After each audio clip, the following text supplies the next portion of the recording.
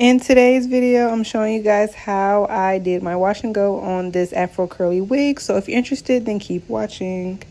You a little post-so baby. You a little 48 baby. Got a little candy in her pocket. She gon' take off like a...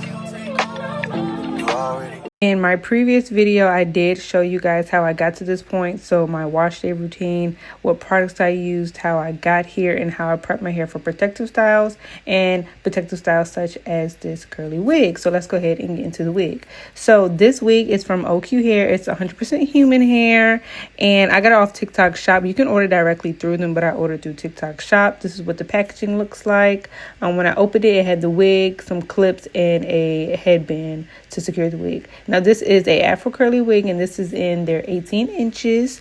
I got it in like, you know, your regular brown black color, so like 1B. And this is what it looked like when I took it out the box and the packaging, and then I'm taking it out now just to show you guys what the wig looked like beforehand. In my In my previous video, I did also show you guys how I washed the hair. I did wash the hair. Y'all will see me try it on and comb it out, but I did wash the hair before actually doing my own wash and going wearing the wig for about a week or two. So once I took it out of the packaging, this is how it looked. The curls are very, very nice. They're very, very in unison. And I was just feeling the hair. I smelled it a little bit. It didn't have like the best smell or whatever, but it looked really good. And it's longer than the wig I had before. So I had some inches. So I'm about to have some inches on me. And I'm going to show you guys the clips and the band that comes with it. So it comes with 6 clips. 2 on each side where the part is, and then 1 on the side where like your edges will be and whatnot. And then it comes with an adjustable band so that you can make it tighter or looser depending on your head size. I think I have a relatively big head, so I will be using this.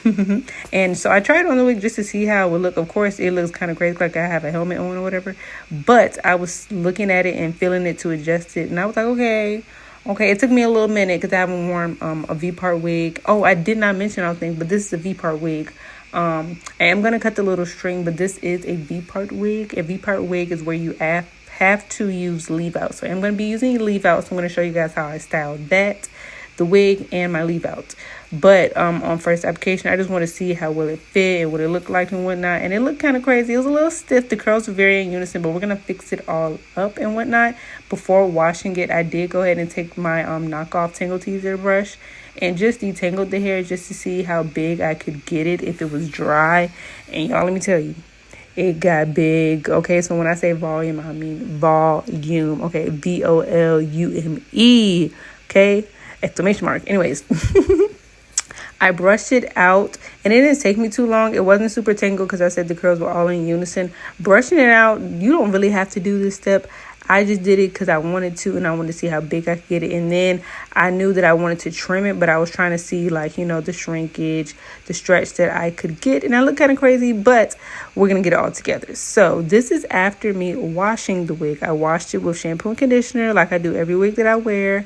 And I did detangle the conditioner in, and this is what the curl pattern is looking like. It isn't anything crazy, but it looks a little bit better, and it looks more like natural like, which is what we want it to give. Now this wig is not the same pattern as my hair, but it's close enough, and I'm gonna make it work, and y'all gonna see the results.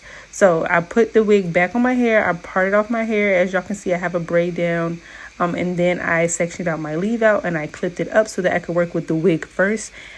So first, before I get to styling, I am going to trim, or if you want to say cut the hair, I'm going to shape it, which is what I like to say, to fit my head so that it'll give me like volume, some layers. It'll just fit me, and it'll be for me. It's customizable. So I'm going to customize it the way I want it to look. So I cut in like a diagonal shape to give me some layers. And after that, we're going to get into styling.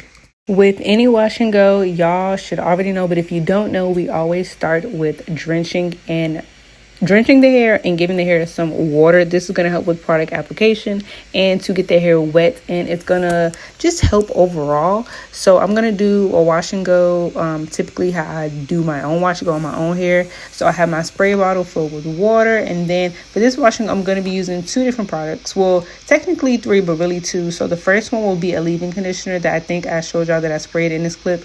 And then I'm moving on to a mousse.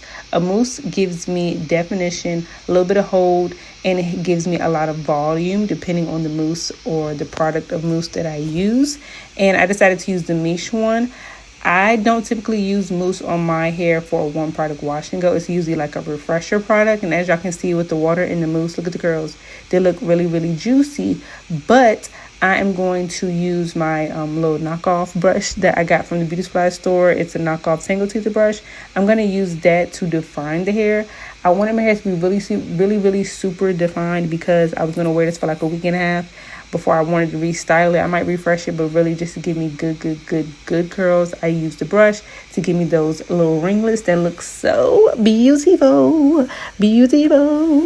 And then I used the Miche curl defining gel. It's kind of like a jelly more than a gel. So I used that combo, which I think it did me pretty well. But the most I have to say for a wig is that, to be honest, you can't mess it up. To be honest, especially because it is a curly wig, you really can't mess it up. If you apply water, you'd be fine. It would just frizz up more or faster than typical. So I suggest using a mousse. You can get a cheap mousse, y'all, or affordable mousse, if you will, and that will work wonders. It just needs something to like grip onto, just like your hair. I feel like for a curly girl's actual hair type or whatever, especially mine type 4 hair, you wouldn't be able to just do water. It would frizz up really bad, and like it would have no hold and whatnot. So that's for this. But with this, you could just use water. I think it would be good. So after defining the hair for the most part, my hair was starting to look good. I was feeling myself. I was like, oh, we getting through this. And I will say I did finger coil a little bit. I typically don't finger coil my whole entire head. I think I finger coil more with this wig than I do on my typical hair, which is fine. But I did want to mention that I did do that. And this is the hair ultimately kind of done. But we have to do the leave out portion. So let's get into it. So for leave outs, I use the same products that I would use for my regular wash and go, because I know my hair needs a little bit more hold, a little bit more product and whatnot to hold. So I'm using a stronger hold gel. In this case, it is a what is this thing called? Not a gel, a custard. I'm going to use a custard. I'm using the B-Girl curling custard, which always gives me right. It is a stronghold custard / gel, and it gives me definition, longevity, and I'm able to stretch my hair. So when I stretch my hair, it will really blend in with the hair. Like, my hair texture isn't the same, but it is close. It's not exact, but it's close, and it's going to do the job. So I did my leave out just like I do the rest of my hair. I parted it off, so I wanted a side part this time. After this video, for the most part, I wore like a middle part when I wore this wig, so don't mind that. And I'm really a side part girly, but when I wear wigs, I notice I really like the middle parts. I don't know what that's about, but I just really love the middle parts.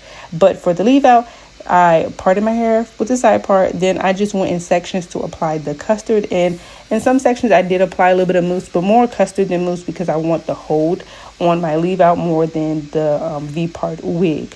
The hold is going to help me so I don't have to define my hair, and I'll be able to stretch it, and it won't lose like definition. It'll give me a little more volume, but it won't lose all of the definition that I have put and worked into my leave out sections. So I'm going to do that. And I did finger coil my leave out, because I typically finger coil my leave out because it's the front and I want it to last really long. And then I clipped it up, and I'm going to show you guys the final results.